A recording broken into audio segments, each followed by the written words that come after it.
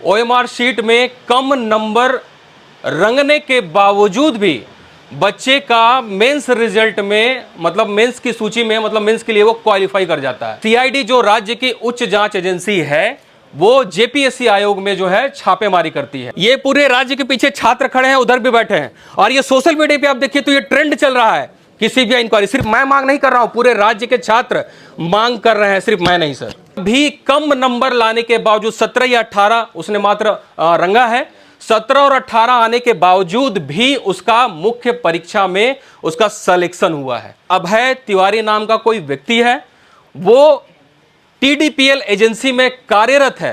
पहले तो यहाँ पे हमारे जितने प्रेस वाले हमारे बड़े भाई लोग आए हुए हैं, सभी को जोहार, नमस्कार, प्रणाम।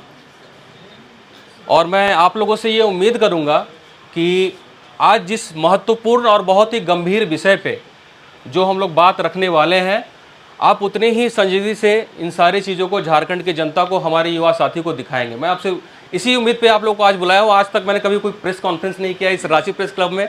ये मेरा सौभाग्य है कि आज मुझे रांची प्रेस क्लब में कॉन्फ्रेंस करने का मौका मिल रहा है। मेरा नाम हुआ कुणाल और मैं धनबाद से रहने वाला हूँ। आप हैं प्रकाश सर और ये रवि, और बाकी पीछे जो है जो भी हमारे राज्य के छात्र हैं, इधर भी आप देख रहे हैं, उधर भी चारों तरफ छात्र हैं।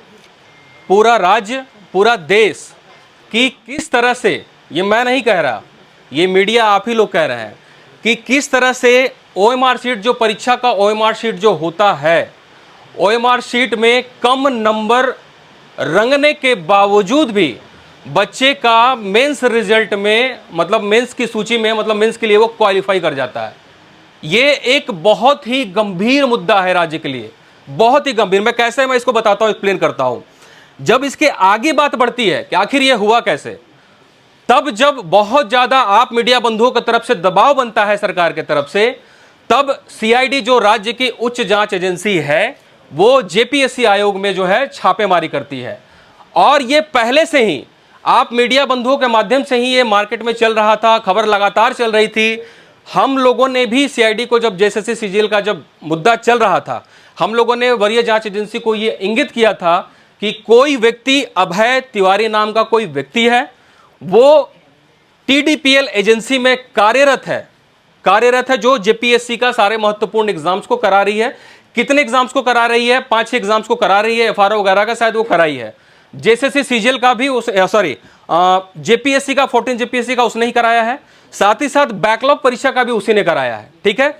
और उसके साथ ये भी आप लोगों को पता होगा, हिंदुस्तान में खबर छपती है कि 6 जेपीएससी का बैकलॉग का भी, आप मीडिया रिपोर्ट्स को अगर आप देखें तो 6 जेपीएससी का बैकलॉग का भी वो यहां मौजूद है तथ्य, उसका भी कम नंबर लाने के बावजूद 17 या 18 उसने मात्र रंगा है। 17 और 18 आने के बावजूद भी उसका मुख्य परीक्षा में उसका सिलेक्शन हुआ है।